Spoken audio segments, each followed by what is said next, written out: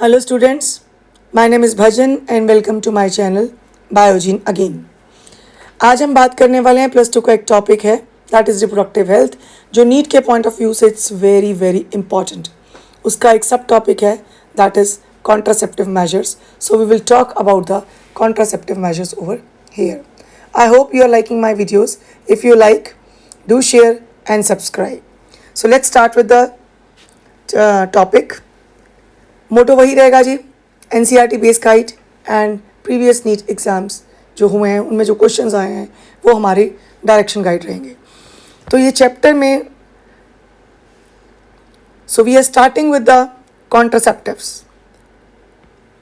चलिए जी पढ़ते हैं NCERT की. NCERT क्या कहती है? An ideal contraceptive should be user friendly, easily available, effective and reversible with no or least side effects. तो सबसे पहले हम जानेंगे कॉन्ट्रासेप्टिव कहते किसको हैं. So what is the contraceptive? Now contraceptives are birth control devices. That means it is to prevent the pregnancies. Birth control devices, and the method is called as contraception. So they are birth control devices, or I can say the device or method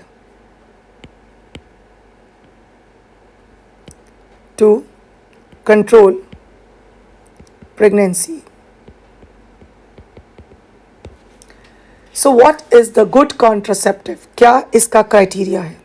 So what is the criteria for good contraceptive? Okay ji, as per NCERT जो हमारा good contraceptive है ये क्या होना चाहिए? It should be user friendly,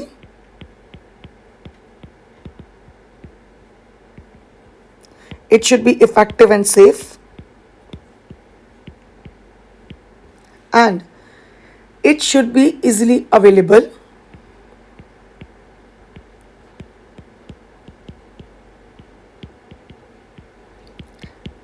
no way should interfere with the sexual urge or drive,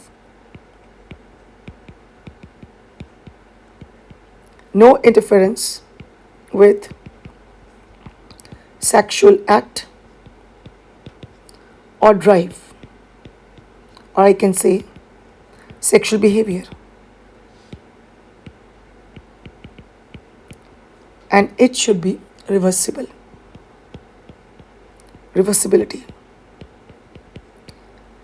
So what are the criteria for the good contraceptives?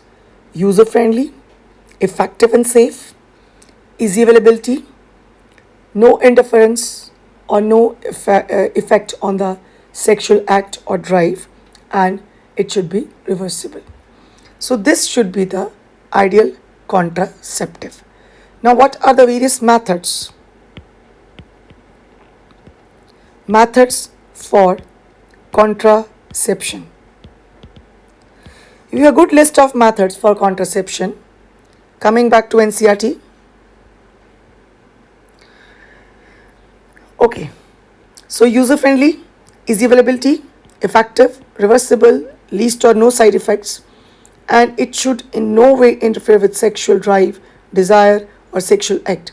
A wide range of contraceptive methods are presently available, which could be broadly grouped into following categories, namely natural or traditional, barrier, IUD, oral contraceptive, injectables, implants, and surgical methods. So we have a good number of list which is easily available for us. तो यहाँ पे हमारे पास जो next हमारे पास आता है कि we have what are the various methods. तो रिवर्सिबिलिटी हो गया, और एक हमने यहाँ पे कहना था लीस्ट और no side effect.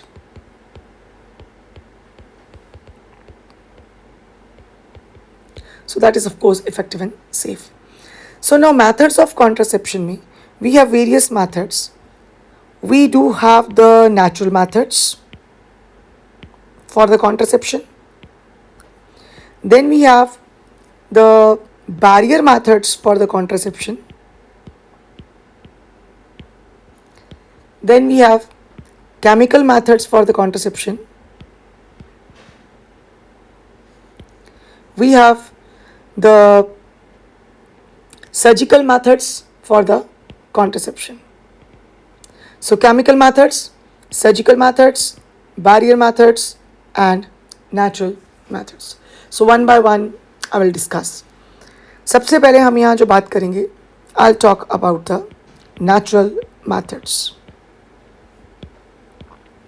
Now these natural methods, they're also called as traditional methods.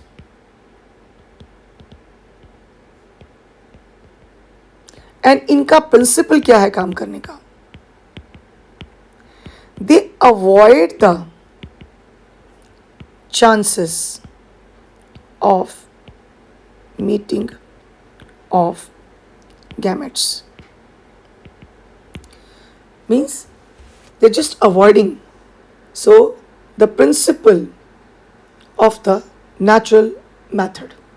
So they work on the principle of avoiding chances of ovum and sperm meeting. What are the various methods? Natural methods may we have the periodic abstinence is one such method in which couple avoid or abstain from coitus from day 10 to 17 of the menstrual cycle when ovulation could be expected. As the chances of fertilization are very high during this period, it is called fertile period. Therefore, by abstaining from coitus during this period, conception could be prevented. Second method is the withdrawal or coitus interruptus. Is another method in which male partner withdraws its penis from the vagina just before ejaculation so as to avoid insemination. And third method is lactational amenorrhea. That is, amenorrhea means absence of the menstruation. Lactational means when mother is lactating, intense lactation जब होती है. Absence of menstruation method is based on the fact that ovulation and therefore the cycle do not occur during the period of intense lactation following parturition. Therefore, as long as mother breastfeed the child fully, chances of conceptions are almost nil. However, these methods have been reported to effect only up to maximum period of 6 months following parturition. As no medicines or devices are used in this method, side effects are almost nil. Chances of failure, though, of these methods are quite high. तो 3 methods की NCERT आपकी बात यहाँ कर रही है. Okay जी, तो coming back again. Fine, तो हमने 3 मेथड्स के बारे में बात करी कि कौन कौन से मेथड्स की NCERT यहाँ बात करती है. तो फर्स्ट ऑफ ऑल प्रिंसिपल क्या है कि chances of avoiding of chances of the meeting of gametes should be less और अवॉइड कर रहे हैं हम उसको. ओके, तो इसमें हमारे पास फर्स्ट मेथड जो मैं डिस्कस करूँगी that is withdrawal method, also called as coitus interruptus. That is, male partner withdraws its penis before ejaculation. So that is called as coitus interruptus. अब यहाँ पे एक चीज़ समझने की ज़रूरत है. या तो वर्ड यूज़ करते हैं ejaculation या वर्ड करते हैं insemination. Release of male semen is called ejaculation. Release of male semen inside the FRT, that is female reproductive tract, is called as insemination. That's why NCERT कह रही है insemination is prevented. Okay, before ejaculation. So insemination is prevented. So this is withdrawal method. Second method is the periodic abstinence.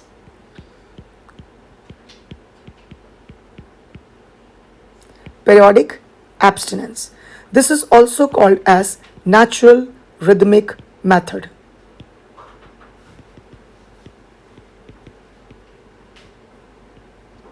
Natural rhythmic method. So what is this method? In the female menstrual cycle, day 10 to day 17. So abstinence means no intercourse or no coitus, so no sexual intimacy. So periodic abstinence, the abstinence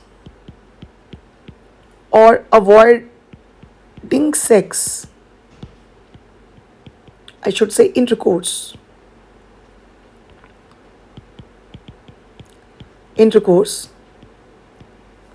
from day 10 to day 17 of menstrual cycle. Now, why day 10 to day 17 of menstrual cycle can prevent conception? Now explain this thing.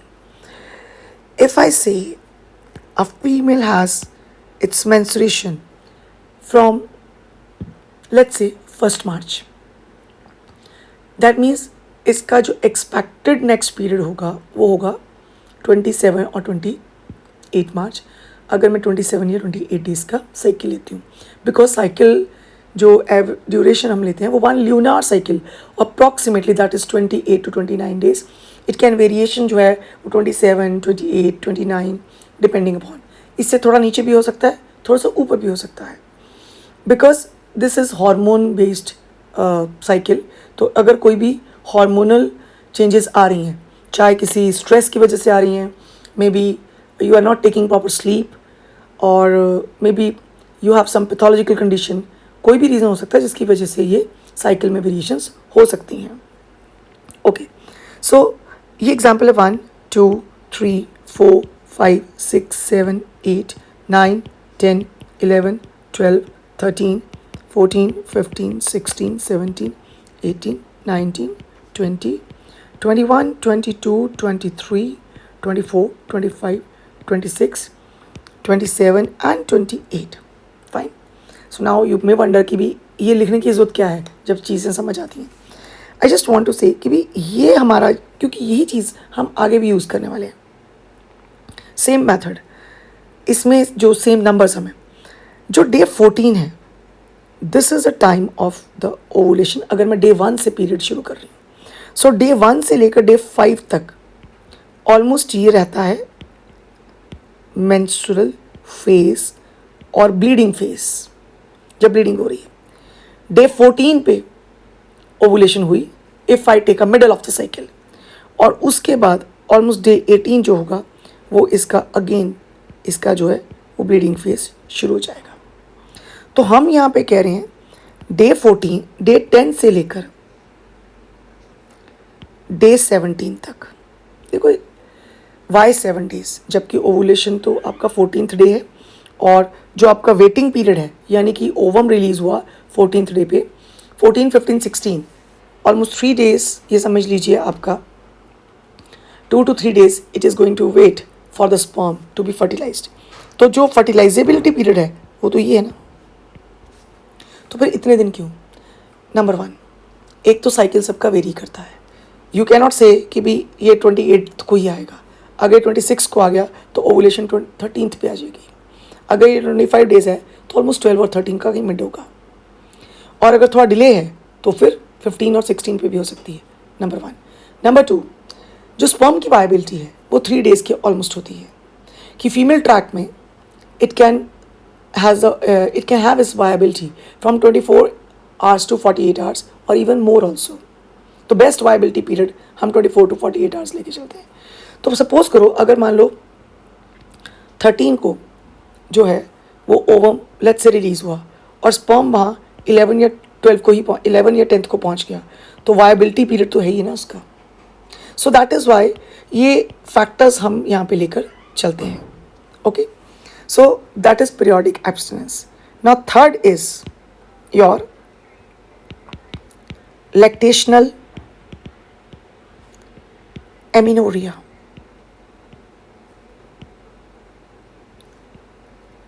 Menorrhea is menstruation. Amenorrhea is no menstruation. Lactational, no menstruation till the period of intense lactation, जो कि हम up to 6 months मान के चल रहे हैं, up to 6 months. Reason is this. अब क्या रीज़न है कि भी मेंस्ट्रुएशन नहीं है? क्यों नहीं है? Because no follicle develops. Why this? क्या रीज़न है इसके पीछे? Reason is high levels of prolactin.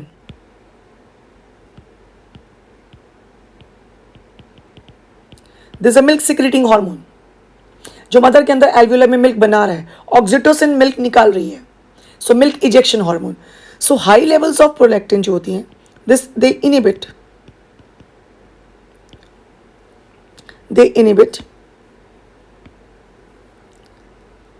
GnRH, gonadotropin releasing hormones from hypothalamus. Now what are GnRH? FSH, RH and LHRH. तो नतीजा क्या हुआ कि ये अगर आपका गोनेडोट्रोपिन्स के लेवल नीचे चले गए तो नया फॉलिकल डेवलप ही नहीं होगा. FSH और LH, FSH फॉलिकल को डेवलप करवा रहा है, FSH और LH के लेवल बढ़ते हैं, मैच्योरेशन हो रही है. तो जब ना FSH है ना LH है तो फॉलिकल का डेवलपमेंट एंड मैच्योरेशन नहीं होगा. So no maturation of ovarian follicles, hence no menstruation. But अगर हम बात करें कि जैसे ये विड्रॉल मेथड है, ये जो पीरियोडिक एब्स्टिनेंस है, ये लैक्टेशनल एमेनोरिया है, इनके व्हाट आर द बून्स और द बेनिफिट्स, या इनके प्रॉज एंड कॉन्स की बात करें, क्या फ़ायदे और क्या नुकसान, तो what are the benefits? Benefits में ऑफ कोर्स नेचुरल हैं, नील साइड इफेक्ट्स हैं, ऑफ कोर्स सेफ हैं, नो मेडिकल एडवाइस नीडेड. ऐसा नहीं है कि आपको किसी मेडिकल फैकल्टी की जरूरत पड़ेगी. But what are the disadvantage?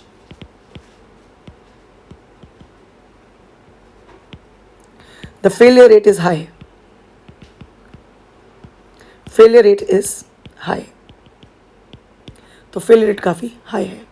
So this is your natural methods. Now our second type of methods, what I will discuss over here. ये थे जी हमारे नेचुरल मेथड्स की बात हो रही थी.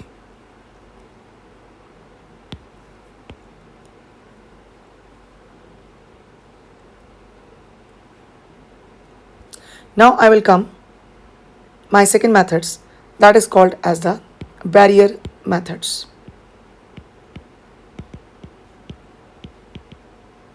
Now barrier methods में they prevent the physical meeting. इसका प्रिंसिपल क्या है?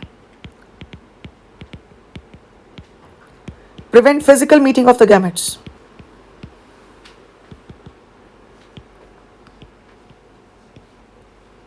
Meeting of sperm and ova.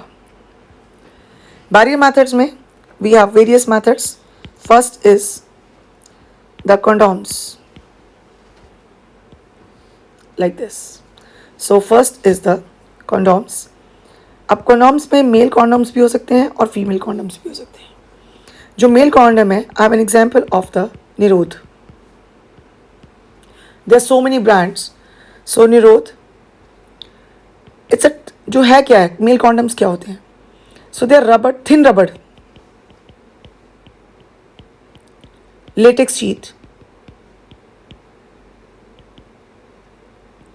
worn by male over erected penis before ejaculation or coitus. before coitus लिखा जा सकता है, before coitus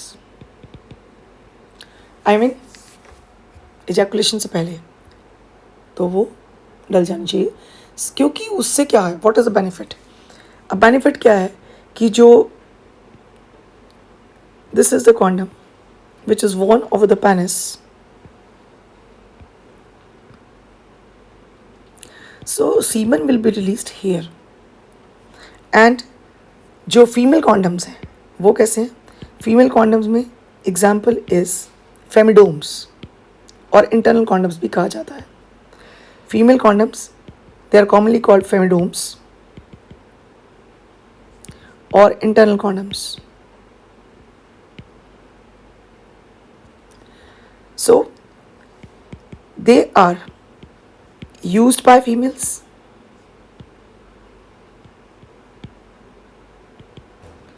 but not frequent, but not popular, but a kind of non-popular. Not popular. जो female condoms हैं they are also a kind of thin rubber sheet.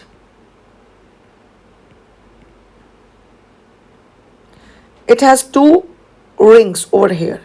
ये इसका closed end होता है. So one end is a closed and.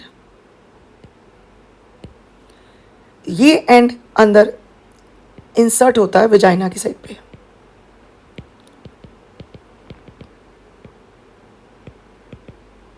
और this is outer end, outer ring fitted over vulva. इसको vulva पे पहना जाता है, यानी एक्सटर्नल जेनिटेलिया पे पहना जाता है. सो नाउ जो कॉन्डम्स हैं, what are the benefits of the condoms? If I talk about the benefits, सबसे पहले male condoms most popular and widely used, not female ones. Condoms जो हैं दे प्रोवाइड प्रोटेक्शन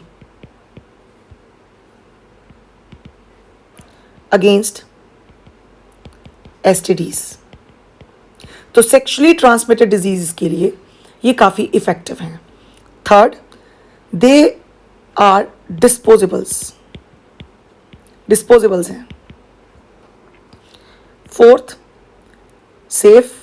सेफ्टी भी है, but of course ये factor हम बात नहीं करेंगे उतना ज़्यादा, कि आजकल जैसे टेक्नोलॉजी के साथ तो काफ़ी सेफ्टी आ गई है, बट फिर भी कॉन्डम बर्स्टिंग के चांसेस होते हैं. तो डिस्पोजेबल हैं और नो मेडिकल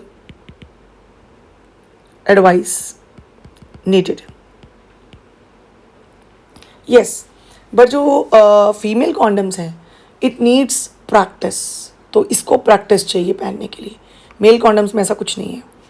ओके, तो यहाँ पे इसका डिसएडवांटेज क्या है? What are the disadvantage? तो डिसएडवांटेज में failure rate due to slipping of condom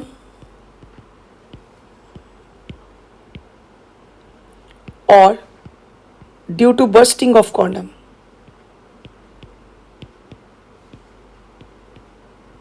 is high. ये रहता है, बट बेनिफिट बहुत बड़ा है कि एसटीडीज के खिलाफ ये प्रोटेक्शन देता है. So this is the barrier methods. इसके अलावा the another barrier methods I will talk about, that is diaphragms, vaults, cervical caps,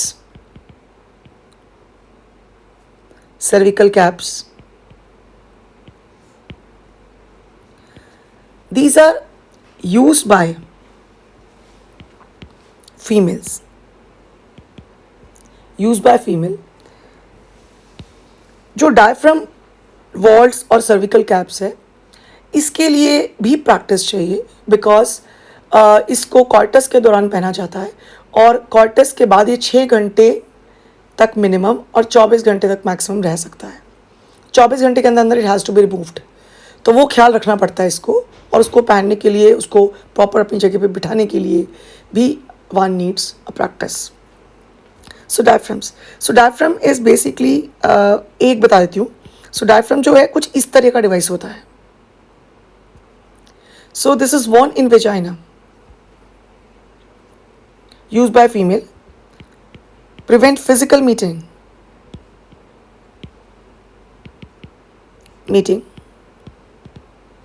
of gametes, जैसे कि प्रिंसिपल यही है. Generally used with spermicidal creams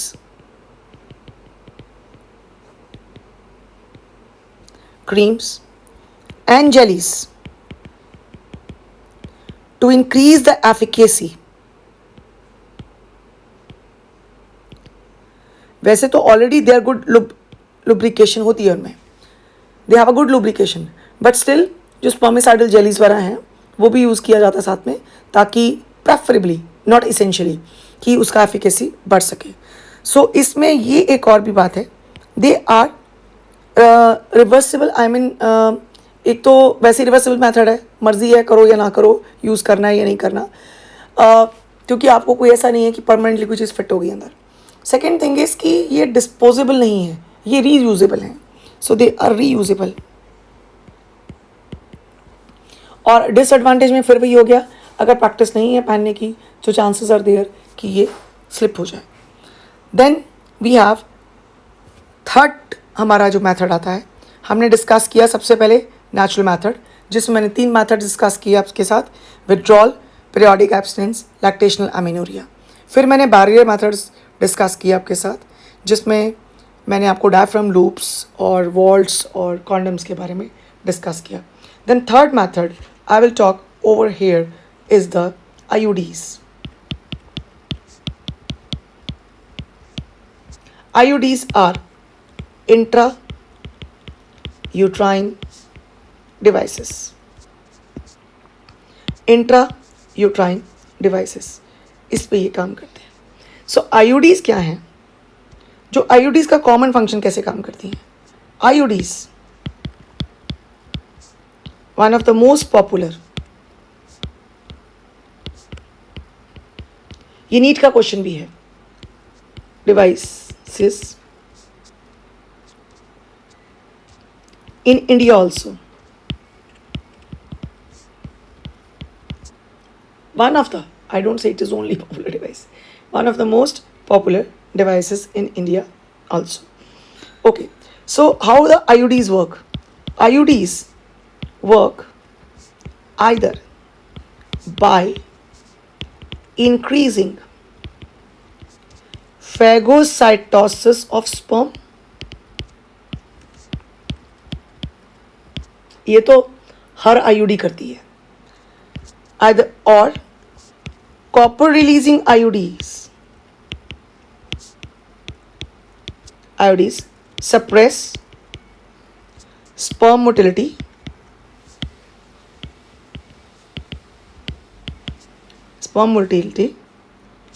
या तो वो इंक्रीज करेगी, और hormone releasing IUDs make uterus and cervix hostile, यानी वो प्रेगनेंसी को सपोर्ट ही नहीं करेगा. सो बेसिकली IUDs जो हैं वो आपकी 3 तरह की हैं. नीट का क्वेश्चन निकाल लीजिए, हर बार क्वेश्चन आता है, बड़े बेसिक से क्वेश्चन है, या वो एम्नियोसेंटेसिस पे क्वेश्चन आएगा, या इन पे आता है मल्टीलोड 375 क्या है, LNG20 क्या है, ऐसा आ जाता है, या उनकी वर्किंग भी आ जाता है. सो IUDs में one is non medicated IUD, We have example is Lippi's loop. Second is the copper releasing IUDs. Example is copper 7, copper T, and multi-load 375. Copper 7, copper T, multi-load 375. जो कॉपर टी है और तीसरी हमारे पास है, ये basically कैसे like how it is implanted. This is the uterus of the female.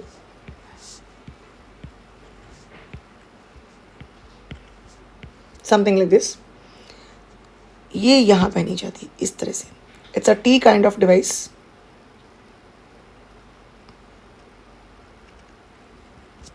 Over here and एक thread सा ऐसे जो है वो बाहर की तरफ आता है. सो दिस इज द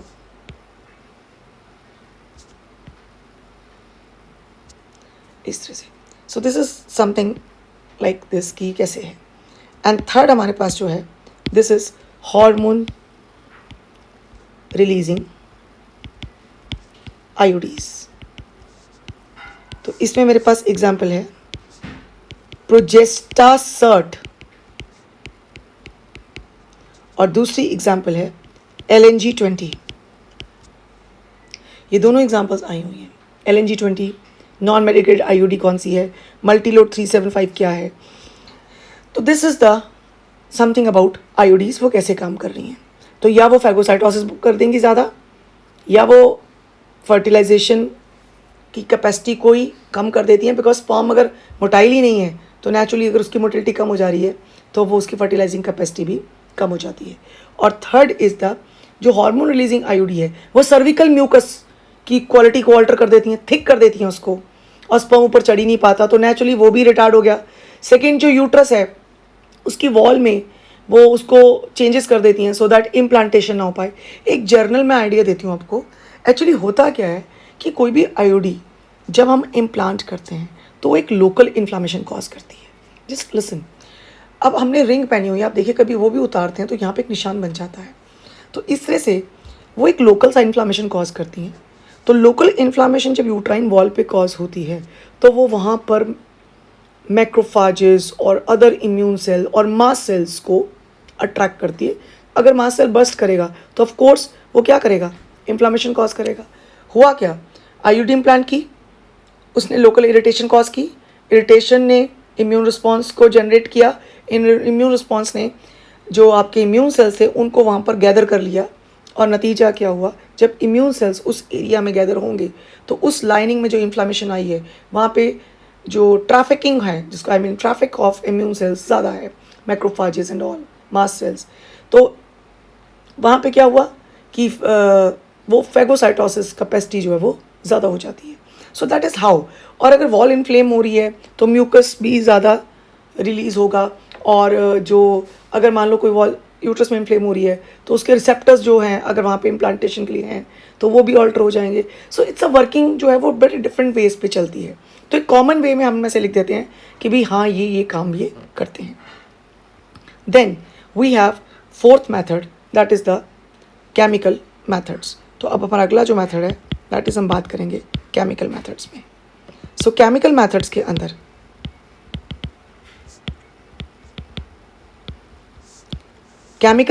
अंदर वी हैव सबसे पहले pills, commonly called as oral contraceptive pills, और we call them as OCPs और सिंपली CPs भी कहते हैं इनको. सो पिल्स में बेसिकली क्या है, पिल्स जो पिल्स हैं they contain small dosages of either estrogen and progesterone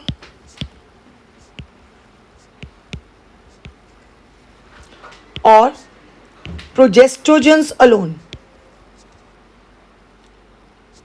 or प्रोजेस्टोजेंस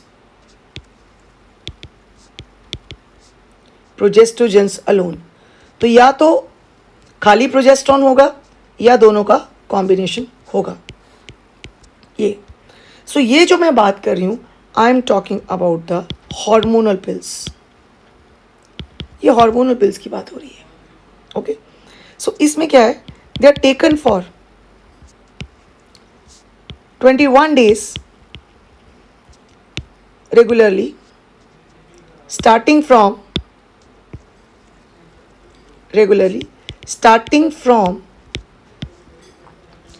day 2 or 3 or even maybe 3 or 4, personal choice, of menstrual phase,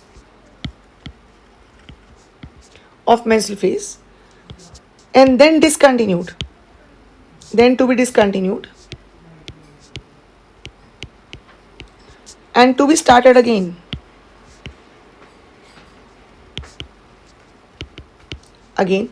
after bleeding, after once bleeding starts, or to be started again after bleeding phase, yeah, during bleeding, during next bleeding phase, during next bleeding phase. तो जब दोबारा bleeding phase शुरू होगा तो फिर उसी हिसाब से डे सेकेंड और थर्ड और may be third and fourth पे शुरू किया जा सकता है। So this is how they do. Actually काम कैसे करते हैं, इनकी वर्किंग और प्रिंसिपल क्या है? इनका प्रिंसिपल है दे मेनली प्रिवेंट ओवुलेशन,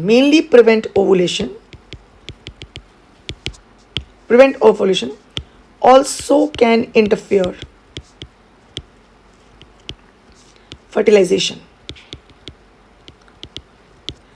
तो ये पिल्स ऐसे काम करती हैं जो आपकी हार्मोनल पिल्स हैं खासकर। ओके, तो कमिंग बैक, फटाफट एक बार उस मेथड पे आती हूँ। ये देखिए जो मैंने यहाँ पे डेज लिखे थे।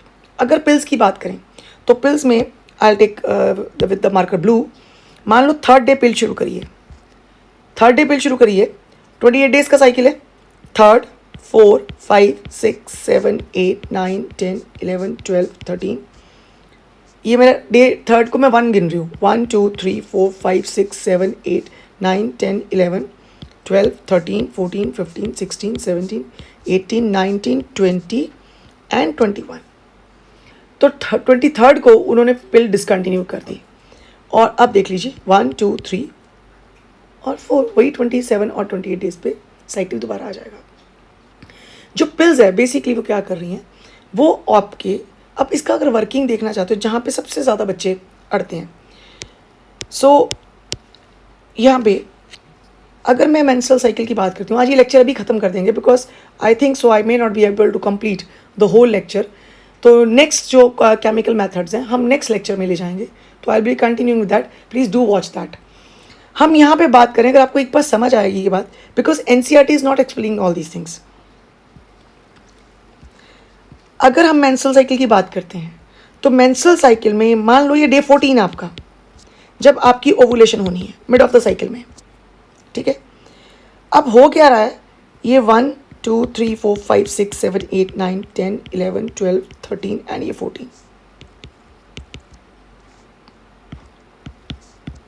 ये जो हमारा हार्मोन है, ये ओवेरियन हार्मोन है, एस्ट्रोजन का लेवल। यहाँ पे आपके पास FSH के लेवल बढ़ने शुरू होते हैं इस तरह से, देन दे कम अगेन, नीचे आते हैं फिर बढ़ जाते हैं इस तरह से। तो ऑलमोस्ट ये समझ लो डे 10 ऑनवर्ड्स आपके FSH के लेवल दोबारा से बढ़ने शुरू होते हैं, थोड़ा सा हल्का सा डिप आता है बीच में। This is your estrogen levels, ये आपके एस्ट्रोजन के लेवल्स हैं, ये कॉन्स्टेंटली बढ़ रहे हैं बिकॉज आपका जो फॉलिकल है वो प्राइमरी फॉलिकल से आपका ग्रेफियन फॉलिकल बन रहा है। ओके, और उसके बाद ये यहाँ पे डे 14 में मैक्सिमम। ऐसे ही एक और हार्मोन है जिसको हम कह रहे हैं आपका LH, वो लेवल्स भी आपके इस तरह से बढ़ते हैं और इसको सरपास कर जाते हैं।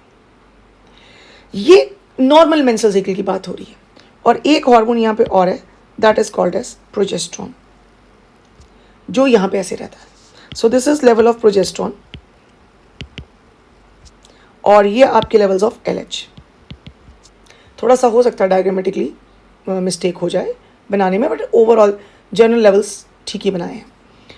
तो यहाँ पे हो क्या रहा है, what actually person is doing now, the person started taking pill, ये पिल ले ली। अब पिल में या वो एस्ट्रोजन प्रोजेस्ट्रॉन का कॉम्बिनेशन है या खाली प्रोजेस्ट्रॉन है, तो मैं अकेली लेट्स से खाली प्रोजेस्ट्रॉन की बात ही करती हूँ। हुआ क्या कि अगर उसने प्रोजेस्ट्रॉन ली, now I will show it with black, अगर वो प्रोजेस्ट्रॉन ले रहा है तो ये प्रोजेस्ट्रॉन डे 3 से शुरू हुई, day 4, day 5, day 6, day 7, day 8, इस तरह से हम एक्सटर्नल प्रोजेस्ट्रॉन ले रहे हैं, जबकि इंटरनल प्रोजेस्ट्रॉन तो बढ़ती नहीं है हमारी। एस्ट्रोजन बढ़ रही है, प्रोजेस्ट्रॉन बढ़ रही है, फॉलिकल बढ़ रहा है। जैसे जैसे एस्ट्रोजन प्रोजेस्ट्रॉन का लेवल बढ़ेगा, ये दोनों यानी कि increase levels of oestrogen and progesterone, they give negative feedback to LH और FSH। अब क्या हुआ, नीचे आ गया। अगर ये FSH LH हॉर्मोन्स नीचे आ गए तो ये ग्राफियन फॉलिकल की डेवलपमेंट को ही रोक देंगे, यानी ओवुलेशन होनी नहीं, क्योंकि LH के लेवल्स बढ़ते हैं तो ओवुलेशन होती है। सो अब जो ओवुलेशन है, नाउ अब ये क्या हो, नेगेटिव फीडबैक हुई, लेवल्स डिक्रीज हो गए इनके, ओवुलेशन प्रिवेंटेड होगी, ओवुलेशन हुई नहीं। अब बात यह है कि अगर ओवुलेशन हुई नहीं ओवरी में, तो फिर क्या मेंस्ट्रुएशन होगी कि नहीं होगी। अब यहाँ पे आपका जो ग्राफियन फॉलिकल है वहीं रुक गया, ये उसके बाद डिजेनरेट कर जाएगा। बट आप तो लेवल्स ऑफ एस्ट्रोजन और प्रोजेस्ट्रॉन बढ़ाते जा रहे हो, और आपने कितने दिन खाने, 21 दिन, यानी हमने यहाँ पे देखा था ऑलमोस्ट कितने दिन तक हमने लिया यहाँ पे, दैट इज डे 23 तक। तो ऑलमोस्ट आप 23rd की डेट तक आप लेते रहे। अब लेवल्स ऑफ प्रोजेस्ट्रॉन हाई हो चुका है, ये एक्सटर्नल है, इंटरनल नहीं है, क्योंकि internal level of progesterone ovulation के बाद कॉर्पस ल्यूटियम से बनते हैं, वो तो बने ही नहीं यहाँ पे। अब क्या हुआ, जैसे ही आपने डिसकंटिन्यूड किए, पिल लेनी बंद कर दी, हार्मोन का लेवल नीचे आना शुरू हो गया। अगर ये कॉम्बिनेशन भी था तो दोनों कॉम्बिनेशन नीचे आ गए। जैसे ही वो अपने लोएस्ट लेवल को टच किया, it causes, progesterone causes the stretching of the uterus और एंडोमेट्रियम को थिक करती है। और जैसे ही प्रोजेस्ट्रॉन का डोजेज नीचे जाता है तो कॉन्ट्रैक्शंस शुरू हो जाती हैं, और जब वो कॉन्ट्रैक्शन शुरू होंगी यूट्राइन, तो जो एंडोमेट्रियल लाइनिंग नहीं बनी होती है वो ब्रेकअप करना शुरू कर देती है, तो उसमें प्रीमेंस्ट्रुअल सिंड्रोम भी फील होने शुरू होते हैं, हार्मोनल चेंजेस हो रही हैं तो। और जैसे ही लेवल नीचे टच किया, again this will breakup and cause the menstruation again. तो कुल मिलाकर हुआ क्या, इट प्रिवेंट ओवुलेशन। यहाँ पे मेन इंपॉर्टेंट चीज़ क्या है, menstruation will occur, menstruation will occur but no ovum, और ओवम वहाँ पे सेकेंडरी oocyte की स्टेज पे होता है, no ovum और secondary oocyte will be released, so that's there। अब आप ये एक और चीज़ देखिए, प्रोजेस्ट्रॉन जब बढ़ा आपका, तो जो सर्विकल म्यूकस डे 14 के बाद थिक होता है वो तो पहले ही शुरू हो गया, तो नेचुरली अगर बाई चांस स्पर्म आ भी गया तो फर्टिलाइजिंग कैपेसिटी नेचुरली हैम्पर होगी, क्योंकि उसकी मोटिलिटी कम हो गई। तो एक और चीज़ हो गया, रिलीज हो गया यहाँ पे, और आपका ओवुलेशन तो हुआ, और साथ में ये हाई लेवल ऑफ प्रोजेस्ट्रॉन जो है वो सर्विकल क्वालिटी को भी क्या करते हैं, cervical mucus quality also altered। So this is about the pills, and I have one of the example over here is the malady। तो आज का लेक्चर यहीं पे वाइंड अप कर देते हैं, दैट इज पिल्स क्या काम करती हैं। तो मैंने अभी एक ही पिल के बारे में बात की है आपके साथ, so rest we will continue in our next lecture. Thank you very much, and if you really find my things helpful, do like, share, subscribe. Stay safe. Thank you.